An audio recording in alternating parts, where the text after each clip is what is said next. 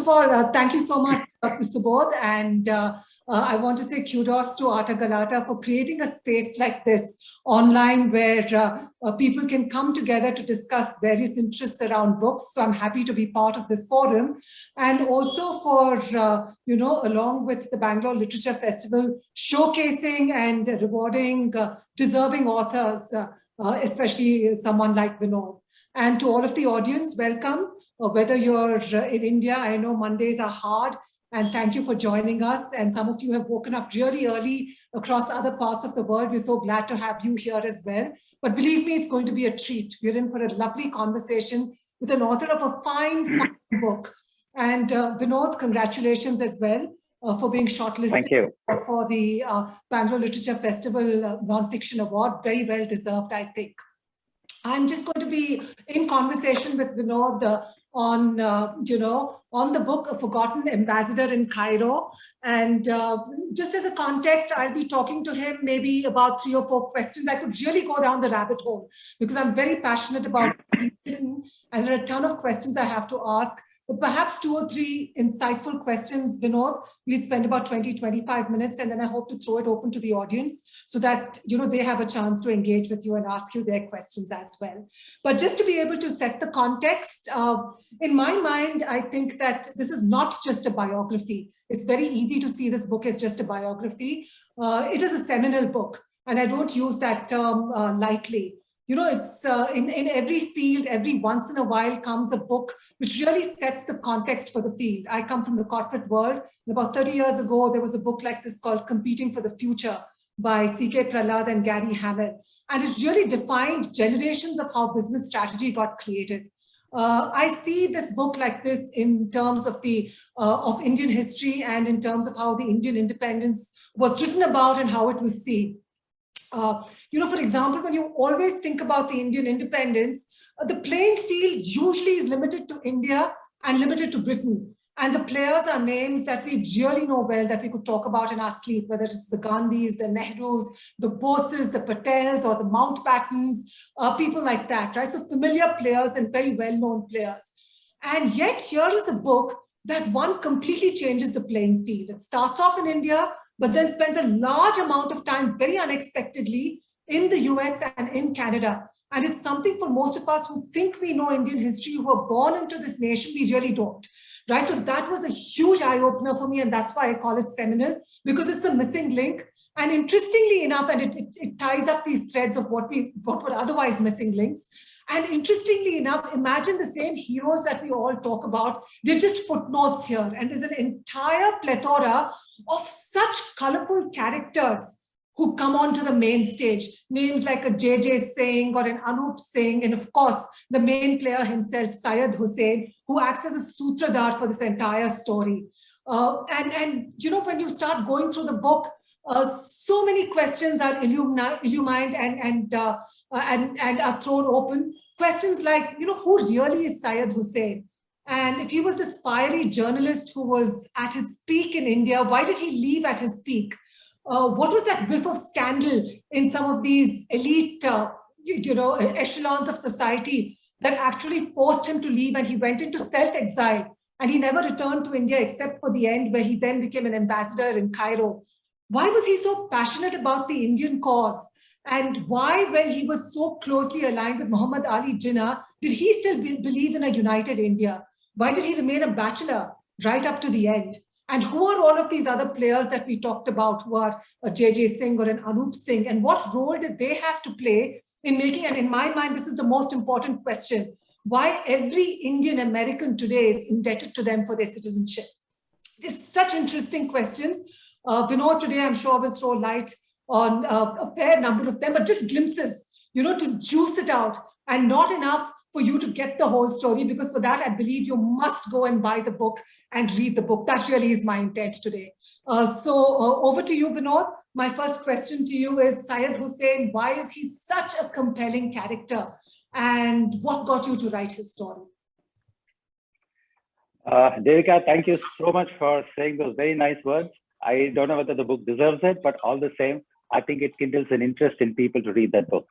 And before I answer your question, And before I answer your question, many thanks to Subodh for inviting me here. And thank you, Devika, for conducting this session with me. Okay, so I will take up your first question. Why is Syed Hussain such an interesting character? Syed Hussain is largely unknown in this country and would have remained so.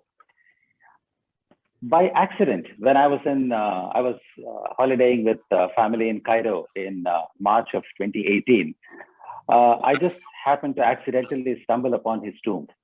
The guide whom we had employed saw that I was Indian, and he said, "Look, I'll take you to the tomb of an Indian ambassador." But when I went to the tomb, I mean, it was a beautiful marble mausoleum, but very badly maintained, and the inscriptions were in English and Arabic, which said that Syed Hussain, India's first ambassador to Egypt, is buried here. So it led me to two questions. One is, why is this man buried in Cairo and not in India if he was ambassador? So that was the first question. The second question, the honor of being buried in Cairo in such a beautiful mausoleum in what is known as the City of the Dead is reserved for the elite of Cairo. What made the government there allot that sort of very prime piece of land for him to be buried? So that actually started my interest in Syed Hussain, and the result is the book. It took me through the Indian independence movement, starting from the partition of Bengal in 1905 to the Khilafat movement, Gandhiji's non-cooperation movement. Then, of course, in the United States, the whole immigration history of Indians. The first Indians who reached the US, or actually Canada, in 1904. How did they struggle against racism? How did they struggle against getting their citizenship rights? How did they struggle against all these inequalities in the US? And finally, how did they get their citizenship? This whole story was so fascinating. So I kept Syed Hussain as the anchor to be able to tell the story around him and his contribution. Right. Both Syed Hussain and the times he lived in are a very fascinating part of India's history. Right. Right. And, when you say that, there are two questions which, come to my mind, really, Vinod. The Indian immigration story, so to speak, at the end of the book, and this is no surprise or no secret to anybody because we've all lived through it. In 2019, you spoke about the Howdy Modi event in Dallas, which attracted over 50,000 people and showed the power of the Indian diaspora, though there are only 4 million of them in the US currently. And, it's interesting that when you look at immigration in the US, the stories are very clear. The European immigration story is so clear with the Mayflower, then of course, Thanksgiving and how they celebrate it. The Black forced immigration story is clear, and the slavery story. Interestingly enough, even the Chinese immigration story, the origin story is clear. If you look at where Chinese immigrants came and how they built up the railway system in the west coast of the US. But somehow the Indian immigration story, the history of the Indian immigration story is just not clear at all. And that's something your book threw so much light on. And I was so surprised because I was absolutely in the dark on that. One, why has there been such a black box around it? And two, what can you tell our audience about today that makes it such a fascinating story to tell? You're so right when you say that this story of Indian immigrant history to the United States is not very well known in India. In fact, even in the US, that story is not well known. After I wrote the book, I spoke to a few of my friends and asked them, look, did you know that this is the background for you guys to come here? At least about 90% said, no, we didn't know about this. So it is not just in India, but also in the US that this history has not been written about too much. And I probably think it's because of the smaller numerical numbers of Indians in the US as compared to the Chinese. To just give you one example, the Chinese first came to the US in the mid-19th century to work on the Pacific Railroad. By the end of the 19th century, they were almost about 3.5 to 4 lakhs in number just in California. Oh, okay. Yeah, they were a huge number. While the Indians at the same time were barely about 2,000. So the numerical difference between the Chinese, the Japanese, and the Indians were humongous. So as a consequence of this, you probably have more Chinese historians writing about their people, while less number of Indians writing about our people. Okay. In fact, I think in the literature on this, I could barely find a few books that talked about the Indian immigration history. And somewhere I think we in India have also forgotten about our cousins and brothers in the US. It's sort of considered more like American immigrant history, not about Indian history. But forgetting for a moment that these Indians who went there did not just take care of themselves in the US, but also fought for Indian independence. And that is something which I think is very, very unique. You did not have the Chinese immigrants or the Japanese immigrants fighting for their country. The Indians were entirely different. Indians felt that their status in the US would be enhanced only if India got independence. So it was a dual fight for their civil rights as well as for Indian independence. And Syed Hussain had a very key role to play because he was self-exiled in the US? So Syed Hussain came to the US in 1920. In fact, almost exactly a century ago, he came here in October 1820. So we are talking about 100 years. Actually, yeah, 1821. So 100 years ago. And he was one of the first activists in the US to convey Gandhiji's message of independence to the American public. Right. Before Syed Hussain, you did have other Indian activists like the people from the Punjab, the Sikhs, who went as agricultural labor and who formed a party called the Ghadar Party, but which took a sort of a violent turn and which was suppressed by the United States government. But Syed Hussain, starting with Syed Hussain and then later the activists who followed him, took a very constitutional method to spread this message to the people in the US, adopting the same kind of civilized forms as the British would. Constitutional methods, parliamentary debate, and so on. So he had a fairly large influence in turning the public opinion in the US pro-India, anti-British. He was a fiery orator, and he literally lived, I understand from your book, hotel to hotel to hotel, convincing the public about the Indian story. So an interesting fact here is that in the first 3 years of his life in the US, he covered all the 50 states. He gave almost 1,000 lectures. You know, when I look back at the archives of the newspapers and just put a search for Syed Hussain, you see him every second day in a new place. One day in Michigan, 2 days later in California, then it's Florida, then it's Canada, and so on and so forth. So he really traveled out of a suitcase. And I think the amount of energy that he would have expended in this would have been enormous. Right. It's a story not so very well written. You know, just like we talk about Gandhiji going by third-class trains. You know, one day in Amritsar, second day. Okay, Syed Hussain probably didn't travel by train. He flew by aeroplane. But nonetheless, the area he covered was probably roughly the same. Yeah, I wonder how many people even today have covered 50 states in 3 years. Living out of a suitcase, it's tough to even think of. And tell me, you know, I just wanted to touch on this one before we come back to maybe who really Syed Hussain is and in India and why he left India, that mystery, just a little bit of it, because that's just part of his story, but the story is so much greater. And this is something you and I were discussing a little earlier, Vinod. You know, in terms of Indians were by I think by religion and by culture, we were not necessarily very explorative. We didn't really emigrate before the 20th century, so to speak, right? Because you lost your caste if you crossed the 7 seas and things like that.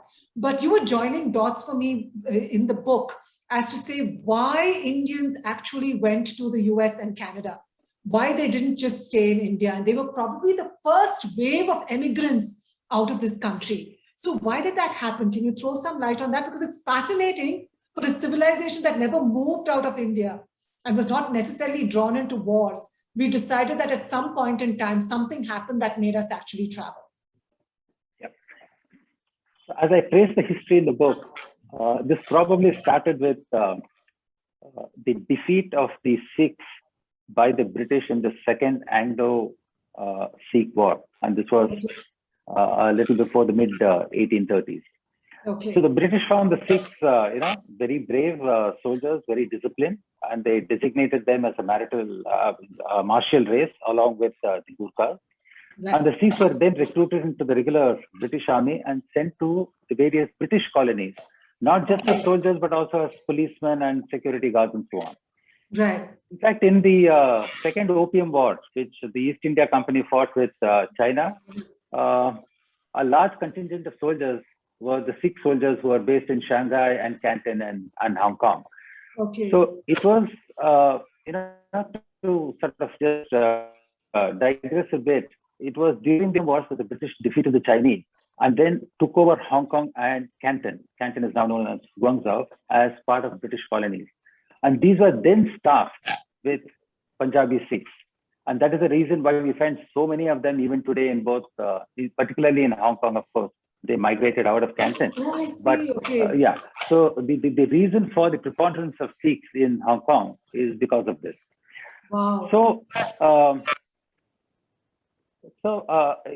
once the Sikh soldiers in these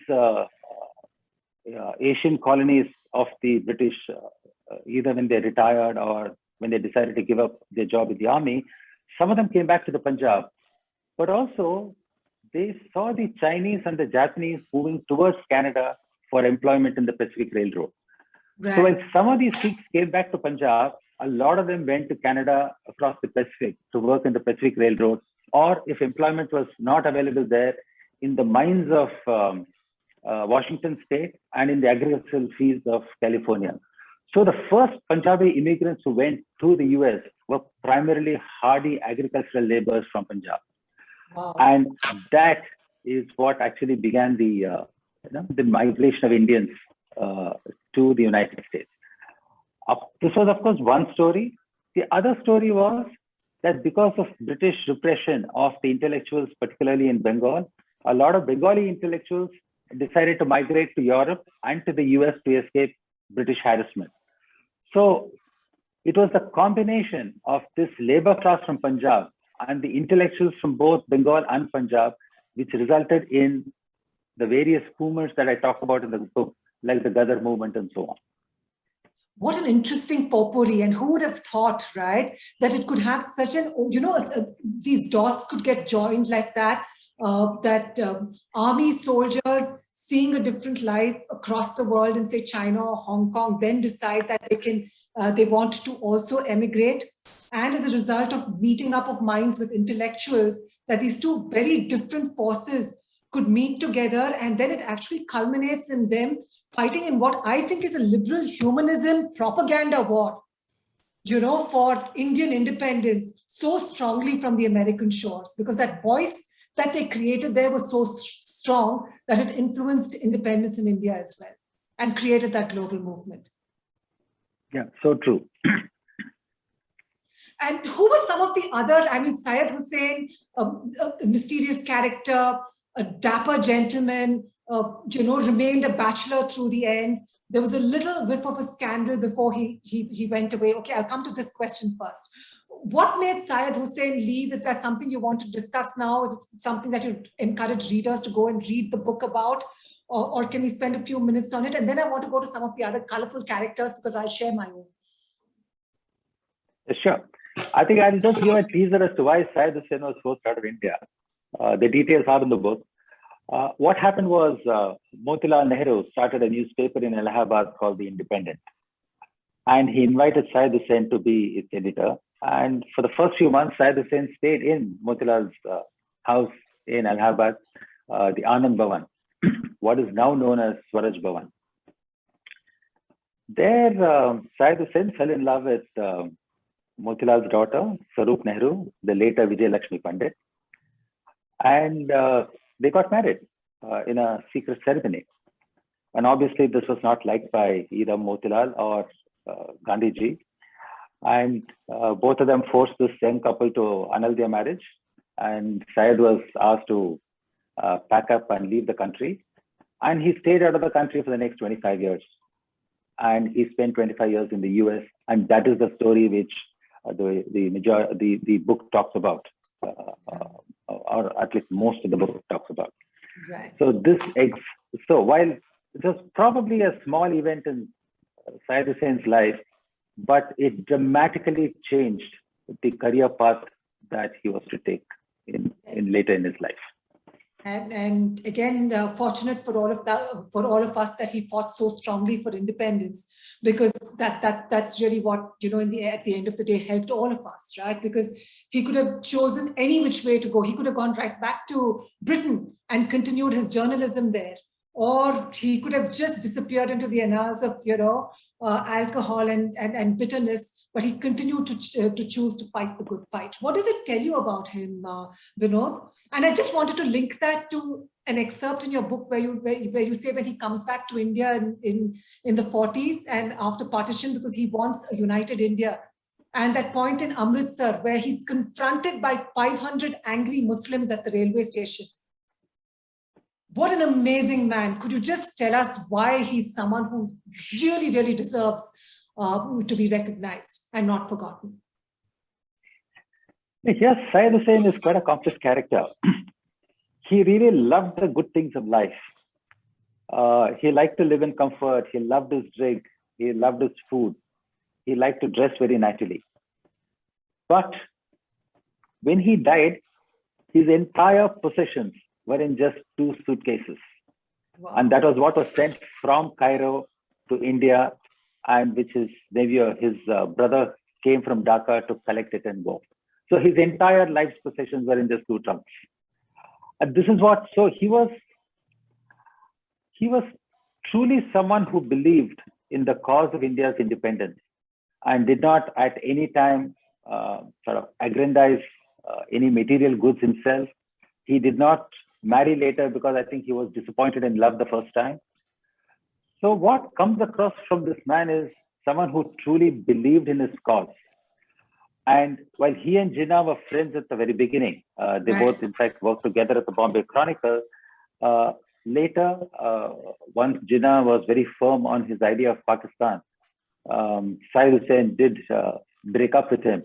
And in fact, I quote that in my book, there's a letter which he wanted to send Jinnah, but he probably thought better of it, which is so bitter in its denunciation of Jinnah. So all of these, that's what makes him a very fascinating character, that he so much believed in the civilizational unity of India and in the religious amity between the 2 communities. And he was an absolute devotee of Gandhi. What is sad is that this person has not been given adequate recognition by this country. He was probably one of the true exemplars of a leader who believed in, the Hindu-Muslim amity. And in a purpose greater than himself, and was willing to do anything it took for that cause. It's so seldom that you see leadership like that. It's a disappeared breed, according to me, and that's why he's so important. Absolutely, yeah. Yeah. Who were some of the other colorful characters in the book? And that's the other fascinating part, that, Syed Hussein and the story of Indian independence, especially on foreign shores, is what the book encapsulates. But there are so many colorful characters. Every time you turn a page, I lost you there. Okay, go ahead. Okay. There are so many colorful characters every time you turn a page. I mean, even Khalil Gibran appears in this book, for God's sake. So it's so interesting to be able to read and pick up all of these little nuggets. I'll tell you who is my favorite, but I just wanted to know, as you were doing the research and you were writing about these historical figures, who brought a smile to your face and why? It was actually J.J. Singh. Now, J.J. Singh and Syed Hussein were contemporaries, and they both fought for the same cause. I think both are equally strong personalities. So, of course, Syed Hussein was the elder of the 2. They did have their differences to the extent that while they were part of one organization initially, they then split. But I don't think their personal differences came in the way of attaining their common objective. But J.J. Singh was, again, an equally colorful character like Syed Hussein. He was from Rawalpindi in Punjab, went to the US, began a a store which sold Indian clothes and artifacts and handicrafts. And then he got into both the independence movement and the civil rights movement for the Americans. He was initially a Sardar with his turban and all that, but then he wanted to assimilate himself into American society. So one day he decided, look, I'm getting rid of all this turban.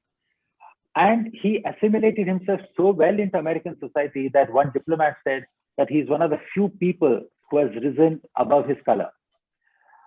And it was also said that Nehru, when he was prime minister, tapped J.J. Singh for his views on American society because he found that to be far more reliable than what Nehru's diplomats would give him. Wow. The opinions. What is again interesting about J.J. Singh is that his daughter, his granddaughter, Sabrina Singh, is currently the press secretary to Kamala Harris, the vice president. She was also Kamala Harris's press secretary during the election campaign, and now she sits in the White House. Yeah. So J.J. Singh, despite the fact that he fought for American citizenship for Indians, himself did not take it. He came back to India. Then teamed up with Jayaprakash Narayan, and then formed an organization for India-Pakistan friendship. So I think after Syed Hussain, JJ is probably the character who most deserves a book. Right, and you enjoyed him the most when you were writing the book. Oh yes, there's a lot more written about JJ than Syed Hussain. So what I enjoyed reading his snippets, where he went, what kind of speeches he gave, and so on. And of course, he lived much longer. He died, I think, somewhere in the 70s. That's right. Mine was your Bhagat Singh Thind, the first person who, applied for naturalization of Indian citizenship in the US. And, he was cheeky enough to go to the US Supreme Court and take them on, because the US Supreme Court had said only Caucasians can be, citizens of the US.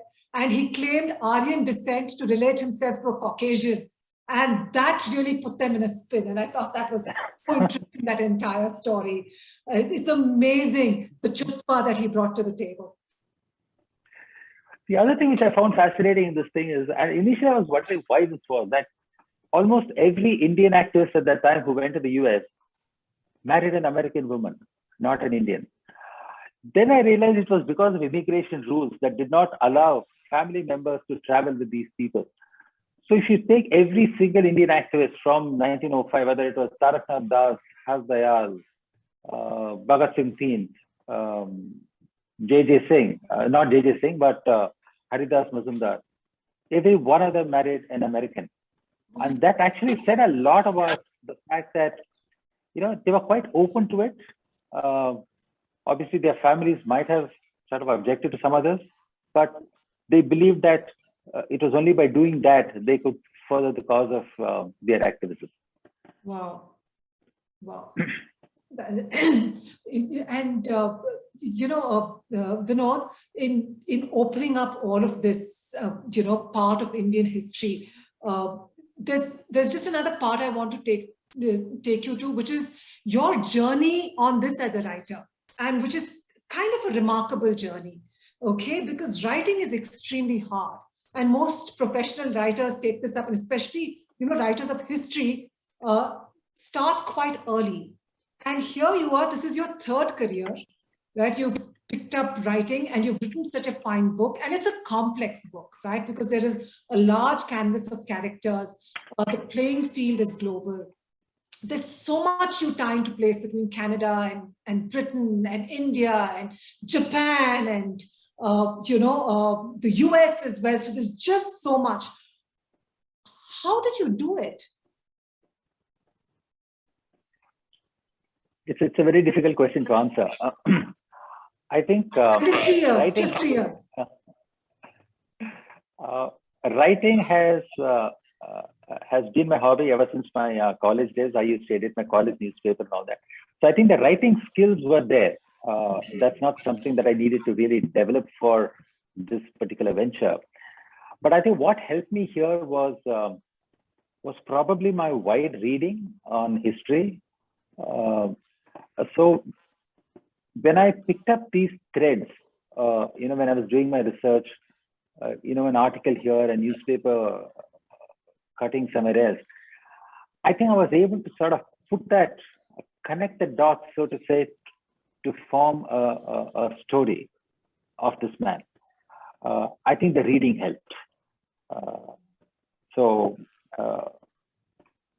Does that answer your question? I'm sorry, I'm not able to sort of. No, I understand, but it's because I'm a writer as well. I know how difficult the whole journey is and sometimes how individual it can be. And that you put your mind to, I think, one of the most difficult projects, and you were able to do such a complex thing with a first time, attempt.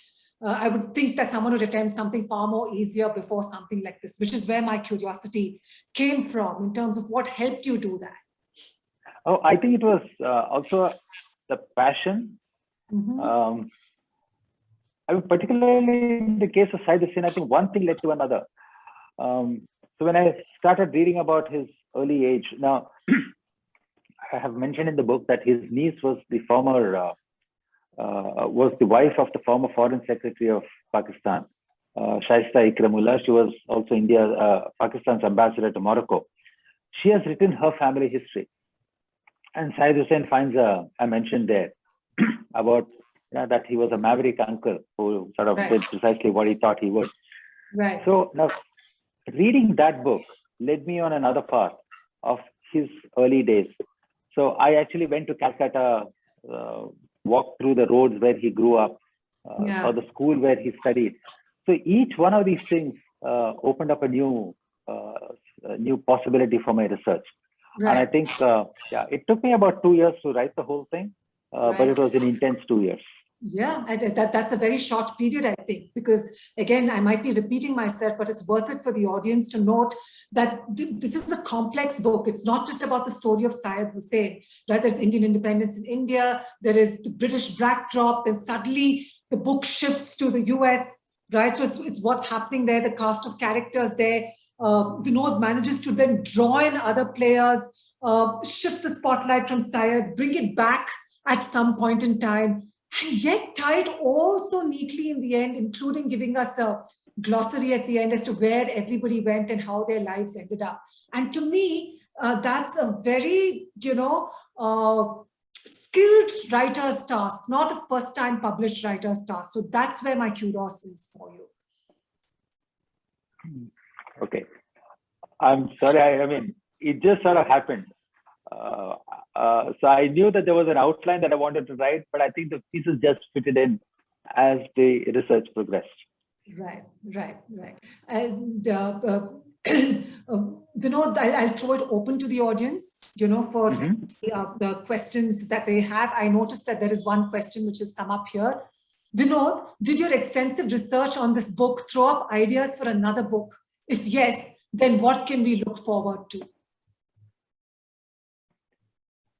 So my answer would be that yes, I think this is a book that sort of gives a little bit of a tidbit on various things. So one can pick up many facets of this to write another book. Now, I'm sure that J.J. Singh himself deserves a biography. The Ghadar movement has not been written about as much as it ought to have been. In all my research, there is only one book that deals exclusively with the Ghadar movement, and that is Khushwant Singh's book.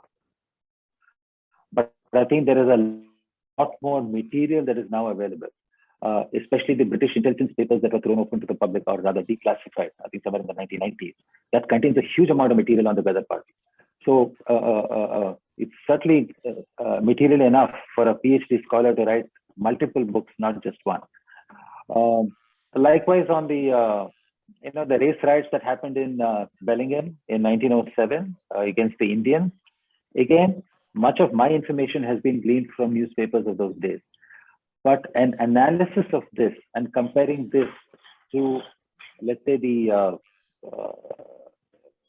against the Chinese or against the Japanese, I think would again make a good book. I was thinking when I was reading the book, every chapter could be spun off, right, into a possible book for people to read. Because again, there are so many options. That entire the Komagatu Maru, has anything been written on that beyond your book? So I have certainly read extracts about it or descriptions about it in some of the books I have referred to, but I think very few actually took extracts from the newspapers of those days to form that story. And what is fascinating about the Komagata Maru is the struggle which these people on the ship actually indulged in for those 17 days. They virtually defeated the Canadian police and got the Navy to sort of back off. Yeah.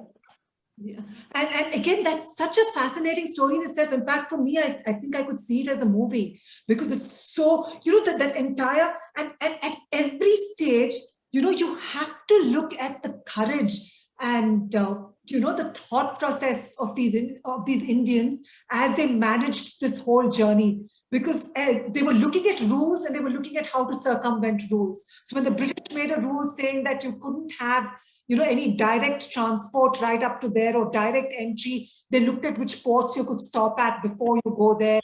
There was just, at every stage, they just outwitted them. There's no other way to say it. And that's also what I've enjoyed about the book. The fact that it's not just a dry piece of history. There's so much, whether it's Bhagat Singh Thind story or J.J. Singh, when we said colorful, there's just, it's so human in the way they pit themselves. It's literally a David and Goliath, and you're wondering what will happen. How do they do it? How do they manage it? Which is what brings it alive, and you've brought that alive. And it's very human at different points in time. The one lesson that I took away from all this is that you can never win against a Sardar. Both the Komagata Maru and Bhagat Singh Thind. Yes, you're right. And I wish the politicians in Delhi had learned this lesson before they decided to engage against the farmers in Punjab. Extremely well said. Extremely well said.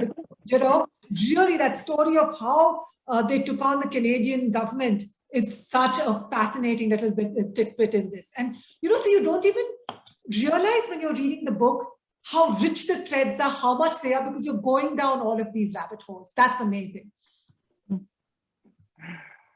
There's one more question for you. Why do you think such an amazing individual is so unknown and has received such little coverage? And how do these gaps in our popular or accepted versions of history? So, in this case, I would sort of lay the blame on Nehru. For the fact that Syed Hussain did not get recognition in India. all of India, that seems to be the most popular thing to do at the moment. Yes, but in this case, it's probably justified. Yeah, this is definite. He probably didn't want to honor a man, whose association with his sister would in some way impact his sister's effectiveness in her new role as, say, India's ambassador to the US or to Russia or to the UK. So I think I also mentioned in my book that the reason why he was buried in Cairo and not in India is probably because Nehru didn't want that. Now, of course, there are some people who have disputed this. I can mention that Mr. Jairam Ramesh, MP, does not agree with this, what I've said.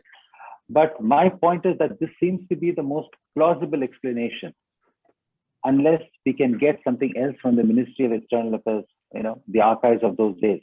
And of course, the MEA is very, very cagey about releasing any of its documents for scholarly works. Right. So there is none. That's. I'm sure there are, but my attempts to get them did not succeed. I did go through the Foreign Secretary and through a couple of other people, but the archives of the Ministry of External Affairs are a black box, not available to scholars unless explicitly approved by the government. But just tell us a little bit about that, because actually that's the fascinating feature. People assume that if I have an idea, or I know about this certain person, all I need to do is research, and I need to sit at a table and write. But please tell us about the extensive research you did across 3 countries. So my material, material as far as Syed's life in India, I got it from the Nehru Memorial Library in New Delhi. Lots of manuscripts, Congress party documents. So all of that, including Sarojini Naidu's papers, Asaf Ali's papers. So that gave me a tremendous amount of material which dealt with Syed Hussein's early life. The second was the British intelligence papers that have been declassified, now available on microfilm, both at the India Library in London, as well as in some of the US libraries. I use the one at the Columbia University Library, the Butler Library. They have this whole set. Fortunately, my son was a graduate student at Columbia University at that time, so I was able to enlist his help to get a lot of materials for my book from there. Then, of course, was the old newspapers. So I subscribed to a service that allows you to go through scanned versions of old newspapers. That provided an invaluable resource because I could actually go year by year and search for Syed Hussein and the other people and get material. So, newspapers right from 1905 to 1945, I was able to get lots of newspapers, go through, search them, and particularly the New York Times. New York Times, of course, is, the author will... So year upon year, looking at those archives, Vinod? That's right, yeah. I went through years and years and did a search, yes. That's painstaking research. And that's really, it's a labor of love, Vinod, as a eulogy to Syed Hussein. And that really shows in the book. There is one more question for you. How do we address these gaps in our popularly accepted? Oh, this is a very good question. So Raj was just clarifying. He said, why do you think such an amazing individual is so unknown and has received such little coverage? And how do we address these gaps in our popularly accepted versions of history? I think what I'm happy to actually see is that these gaps are being addressed. And these gaps are being addressed not by professional historians, but maybe someone who's with an interest in history and spending probably his own money and time to do this. Of course, Vikram Sampath is a professional historian, but he has definitely addressed the gap in our knowledge of Savarkar. You may agree with him or not, but the fact that Vikram Sampath's 2 volumes on Savarkar have laid bare a huge amount of material that we did not know about Savarkar. That is one thing. Second is, you had books on, like Manu Pillai has written, which has certainly, plugged some of those knowledge gaps, or Avi Chanda, who has written a book about Dara Shikoh. So I think there are a lot of these books which are now being written from an Indian perspective and not from a colonial or a foreign perspective. And these are certainly addressing the gaps. Of course, there's a huge amount of work to be done, but I'm happy that we are finally seeing some of this come out. But Vinod, just as a follow-up to that, are you finding, for example, either academics or institutions or young researchers are reaching out to you to talk to you or discuss the book with you? Not from academic institutions. Yes, I've given talks like this at various, a couple of literary events, but not necessarily from academia. It's probably because I'm not an academic myself. So, yes. That I think is a question that we have to answer. I don't think that's for you to answer the question, but certainly just a food for thought that it really needs to percolate into the masses, stories like this. Right, so that those gaps are addressed, as Raj was asking. I don't have the answer at the moment, but it's certainly food for thought. I'm glad at least the first step is the fact that the books are being written. And hopefully at some point in time, they become part of the popular imagination. Very true. And Vinod, you'd said that one discovery was never go up against a Sardar. Was there any deeper insight for you or any other discovery for you that has become precious for you as part of the journey of writing this book? I think what actually I realized in writing this book is that there are always multiple facets of historical narration. It is not one view. That's you can take the view that Gandhi was always for Hindu-Muslim amity, But what the book reveals is that, okay, there was a limit to it. Right. He did not encourage marital relationships between the two communities, but everything else is fine. That's So right. that is just that one part of Gandhi that probably is not known. Yeah. Similar, I mean, you can take about Syed Hussain. I mean, he was a devotee of Gandhi, but he still loved his drink. Yes. So being a devotee of Gandhi does not preclude you from enjoying a drink or having a good lifestyle. So I think these nuances are what needs to be appreciated when writing history. There is no black and white. That struck me too, because when I was reading it until now, for me, history has always been about British evil, India good. But if you look at the large number of players who supported India from there, you start seeing these nuances of grey, right? B.G. Horniman, for example, and a number of other Britons who actually helped the Indian cause, and Americans as well. Very true. Yeah. Yeah. So it's not again that an Englishman is always bad or an American is always good. There are again nuances. I mean, who would expect that the United States, which prides itself as being the beacon of democracy and the last word as far as human rights, went to this extent to suppress Indian activism in the US? That's right. That's right. Yeah, it's hugely shocking. Yeah, and finally, I think throws perspective on this is what humanity is. We are flawed. There's no just one color. There's no easy black or white or gray, right? I'm sorry, black or white. It's so important to look at all the different shades within in terms of individual personalities or cultures, and therefore also how history played out. That's the richness. Yeah, absolutely. Yeah. One last question for you. Gandhian, a lovely question from Abhijit. Did Gandhian philosophy become popular in USA through Hussain?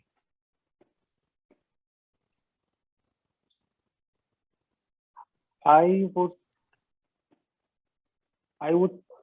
would say that Gandhi's philosophy in terms of his struggle for Indian independence was what Hussain propagated in the US. Gandhi's life, Gandhi's simplistic, Gandhi's simplicity, Gandhi's way of taking on the British Empire. This is what Hussain propagated. But I don't think Hussain really spoke about Gandhi's, let's say, other fads, like his vegetarianism, so on and so forth. So if you talk about Gandhi's political philosophy, yes, Hussain did propagate that, but not the rest of it. That's my understanding from the research that I have done. Right, right. And, on that note, I'm just looking at the clock. It's a decent hour for you now. You can still, Vinod was joking with me that he was quite groggy in the morning. So I was encouraging him to, add a shot of whiskey to his coffee in the morning. I hope you're ready for a good breakfast after this conversation, Vinod. Thank you so much. Oh, yes. To all of our audience, thank you for being here. And my only note to you is end of the year, Christmas gifts for everybody. Start your new year with nuggets of insight from a forgotten ambassador in Cairo. Vinod, I leave the last word to you. Thank you so much, Devika. The session has been wonderful. I think you asked a lot of perceptive questions, which haven't come up in my previous discussions. So thank you so very much. And thank you for the audience for listening to us so very patiently. And do read the book and give me a feedback. There's some new information in this book which hasn't been revealed before. So I would love to have your feedback. Thank you so much, all of you. And thank you to both.